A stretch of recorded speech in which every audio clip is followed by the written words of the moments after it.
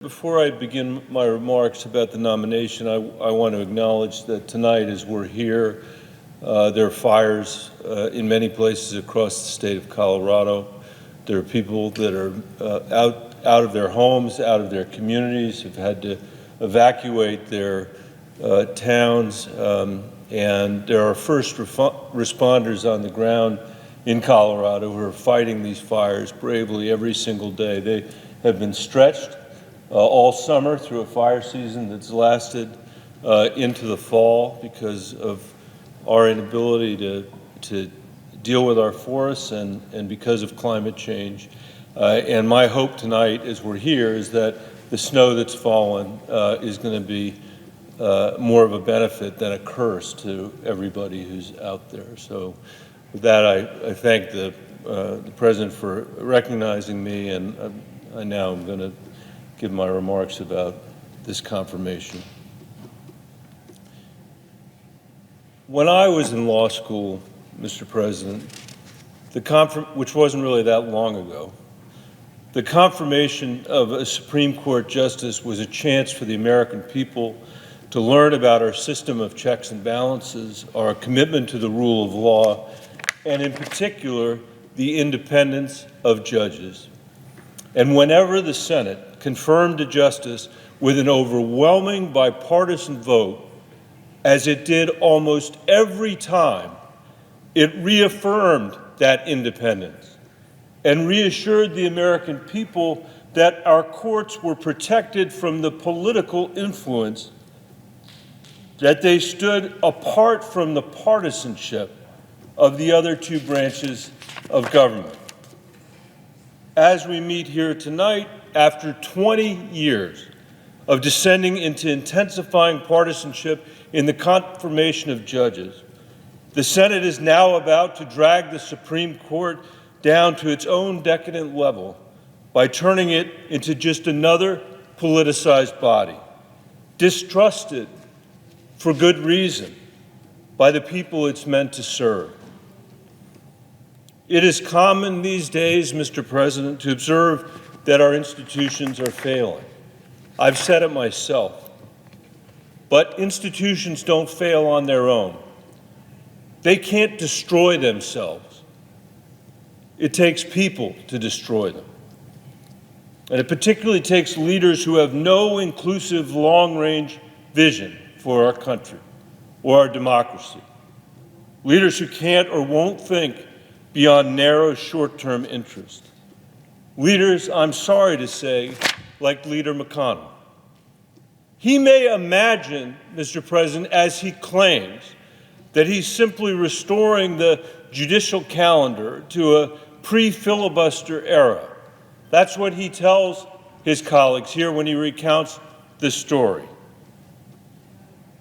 The majority leader, more than any other actor, has transformed what used to be the overwhelming bipartisan confirmation of a qualified nominee and a bipartisan ratification of the independence of the judiciary into an entirely partisan exercise that has destroyed the Senate's constitutional responsibility to advise and consent, and is now at risk of destroying the credibility of the Supreme Court and the lower courts as well. This may not matter much, I suppose, to the senators on this floor. It matters to the American people who have not consented to the destruction of their constitutional right to an independent judiciary free from the partisan insanity of elected politicians. In this confirmation proceeding, Mr. President, the majority renounced its duty to advise and consent by giving their consent before the President ever chose a nominee. I don't believe that's ever happened in the history of America. Ours is a Senate, Mr. President, where words have lost their meaning. Party advantage dictates every action. shameless hypocrisy is the stuff of proud triumphs. Deliberation is no longer necessary because conclusions are all foregone. And a decision like that affirming Judge Barrett to a lifetime appointment to the most powerful court in the nation is anything you have the power to cram down the throats of your political opponents. The truth is, this confirmation process has never been a debate. It has never been a debate about what the Senate should do, what the Senate ought to do, what the right thing to do for the Senate is. It has always been a demonstration of what the majority can get away with, of how they can exercise their power in order to entrench their power.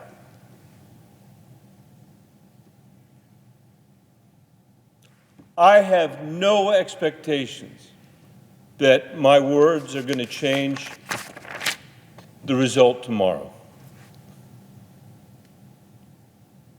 My hope, Mr. President, is that we can mark this as the moment that the American people said enough and began to reclaim their exercise in self-government from those who have worked relentlessly to deprive them of it. And to do that, we have to be very clear about what this moment means and what it calls on each of us to do in the days, months, and years ahead. The truth is, this confirmation is the latest victory for an unpatriotic project that traces back to the earliest days of our country. Since our founding, there have always been factions working toward an insidious purpose to so degrade and discredit our national exercise in self-government, that when the American people finally throw up their hands in disgust, these factions can distort it into an instrument for their interests instead of the public interest. Today, the Senate Majority Leader, Mitch McConnell, represents one such faction, joined by the Freedom Caucus in the House of Representatives, President Trump, and the legion of deep-pocketed donors and PACs assembled behind them. Because factions like this one have a tough time winning broad support from the American people for their agenda, they seek other less democratic means to secure their power: gerrymandering, voter suppression, and in this case, cramming a nominee onto the Supreme Court during the fleeting days of a failing, unpopular administration. Over the years, earlier versions of these factions have obscured their project with terms like states' rights, originalism, freedom, and with dubious claims like separate but equal, essentially turning American words against the American people. We saw it in the 1890s when the Supreme Court invoked freedom to strike down laws that would have let workers unionize, establish a minimum wage, prohibit child labor, and create a progressive income tax. We saw it most infamously in Plessy versus Ferguson when the same court hid behind equality to justify segregation. We saw it in 1905 when the Supreme Court perverted the 14th Amendment. The amendment meant to guarantee the protection of the law for those most vulnerable in our society, to invent a liberty to contract, so that bakeries could freely force people to work more than 60 hours a week. Just a few years after that ruling, 145 workers burned alive at the Triangle Shirtwaist Factory after their employer took the liberty of locking them inside. We saw it in the 1930s when the Supreme Court rewrote the Commerce Clause in a failed attempt to eviscerate the New Deal, FDR's historic effort to build an economy that lifted everyone up, not just those at the very top. We see it in our time, in Citizens United, Shelby, and other rulings when the Supreme Court has asserted the right of billionaires and other privileged interests to corrupt our democracy while denying the American people's right to defend it. And we see it in Judge Barrett's adherence to originalism, the spurious legal doctrine that's been knocking around in the Federalist Society and other circles of far-right lawyers since the 1970s.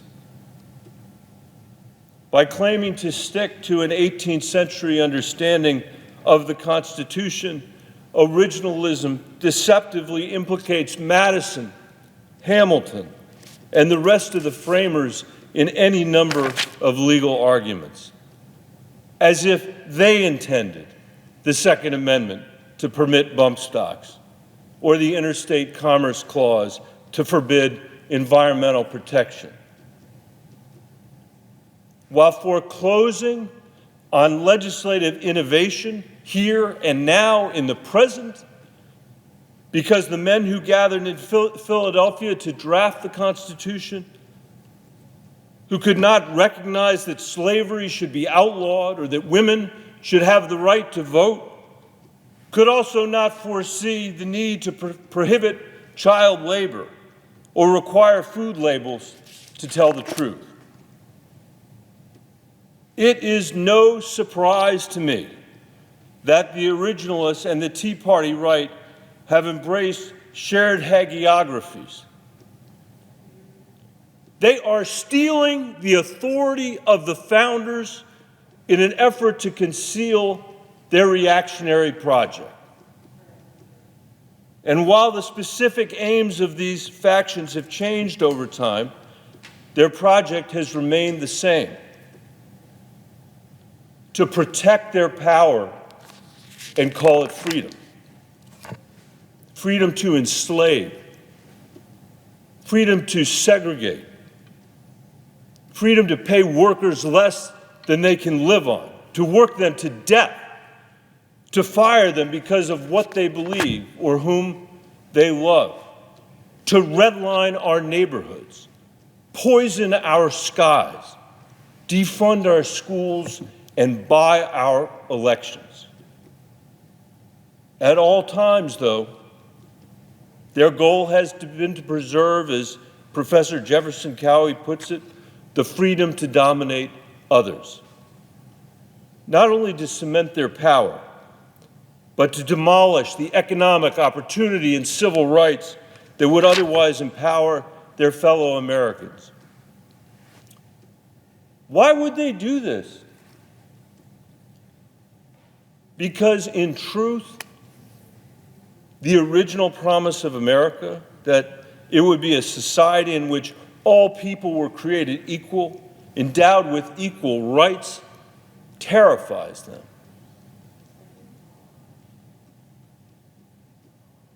The consequences for our country and for its citizens who do not benefit from this project are plain. It batters our political and economic equity, security, and opportunity. It degrades our democracy. It robs from the future American generations by hoarding wealth today. This confirmation is their latest ill-gotten victory. Judge Barrett's nomination comes to this floor on a path cleared by the same deep-pocketed donors and corporations that have worked for decades to protect their power, regardless of the cost to the American people and their security, well-being, and civil rights. And based on everything I've learned about Judge Barrett's record, I fear she will become one more predictable vote for that agenda. In her tenure on the Seventh Circuit, Judge Barrett sided with corporations in 85% of her business-related cases. She sided with employers accused of discriminating by race. She sided with employers accused of discriminating by age. She sided with debt collectors over consumers. She voted to block compensation for victims of a compensation fund. She voted against gig workers' fight for overtime. The pattern is clear. When consumers and workers sought the protection of the law or the government, she stood in the way. I worry that once confirmed, she will continue that pattern with rulings to destroy hard-won protections for the American people, rulings to cripple agencies that keep our air and water clean, our food and drugs safe, and our families protected from scammers trying to rip them off. Rulings to make it harder for Americans to choose how and when to raise a family or marry the person they love. Rulings to make it easier for felons to buy guns and harder for us to hold gun makers accountable when their weapons kill and maim our children in their schools and on our streets. Rulings to block any effort by the American people to fight the voter suppression, to fight the dark money and the partisan gerrymandering corrupting our democracy. And finally, I worry she will cast the deciding vote to destroy the Affordable Care Act and strip health care from millions of people in Colorado and across the country for whom this is literally a matter of life and death. Judge Barrett's confirmation will cement a 6-3 majority on the court that will allow the powerful to do what they want, while standing against the American people's efforts to protect one another, to support one another, and to invest in each other through our democracy. That is where we are. That is where we are. And as dispiriting as this moment may be, we have been here before as a country. We are not the first generation of Americans to face a Senate or a Supreme Court that will stand with the powerful against the people. We are not the first citizens to run into a wall of obstruction as we work to make this country more democratic, more fair, and more free. We have to learn from the examples of those who came before us, those who answered slavery with emancipation and Reconstruction, a Gilded Age with a progressive era, a Great Depression with a New Deal, Jim Crow with civil rights. As it was for them, so it is for us to meet the challenges of our time. And unlike the forces that have brought us to this low point, we have a much harder job because we have a far greater purpose. Theirs has been to grind our democracy into rubble. Ours is to build a strong foundation for the American people and the next generation. The American people need us to begin building that foundation now. They have already paid enough for a government that fails to fight on their behalf. 50 years when 90% of families haven't had a pay raise. The worst income inequality since 1928. People working harder and harder than ever before, but whose families are sliding farther away from the middle class. And now, a national government paralyzed by ineptitude, incompetence, indifference, and basic scientific ignorance that's led to thousands of needless deaths of our fellow citizens and pushed millions of families and businesses over the brink. We must end this era and replace it with a more honorable commitment to competent and imaginative self-government responsive to the American people's needs. Their wishes are more than fair. They want a wage they can live on, a healthcare system that no longer routinely reduces families to tears, with options they can actually afford and count on when they need them. Schools that create possibility and opportunity, and colleges that leave students with more than just crippling debt. The chance to care for a new child or a sick family member without having to quit a job or lose their pay. Safe communities where parents no longer have to worry about their kids being shot. Criminal justice and law enforcement and immigration systems that don't treat people differently because of the color of their skin. Roads and bridges and airports that weren't built by their grandparents. Broadband that works at home so kids don't have to go to school in Walmart parking lots in this country tonight.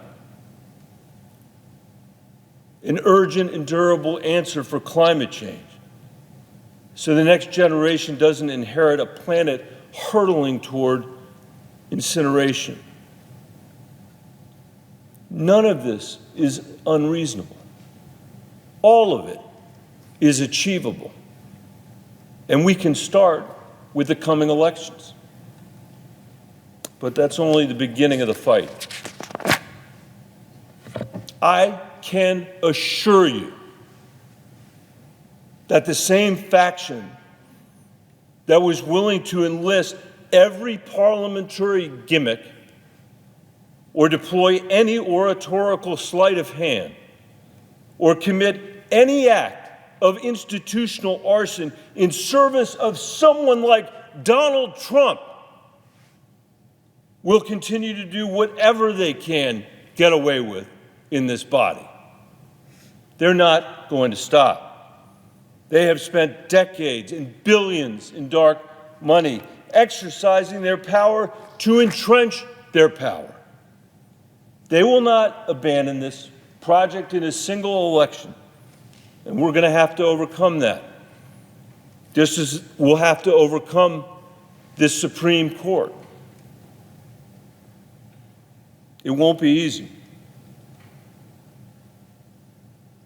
It won't be easy, but anyone who's studied the history of our country, our democracy, knows how hard it is to make progress. It's never easy. Time and again, Americans have breached the ramparts of undemocratic power. It happened in 1848 in Seneca Falls when 100 people, mostly women, signed the Declaration of Sentiments. It happened outside the Stonewall Inn in 1969 when thousands stood up to police abuse of the city's LGBT citizens. It happened when Cesar Chavez lifted the plight of America's farm workers and Corky Gonzalez gave voice to the history and stifled pride of a people. It happened in 1965 when 2,500 citizens crossed the Edmund Pettus Bridge on the way to the Alabama capital city of Montgomery. Each time a few brave citizens have advanced upon the works of despotism, their fellow Americans joining them because they too longed for a better country.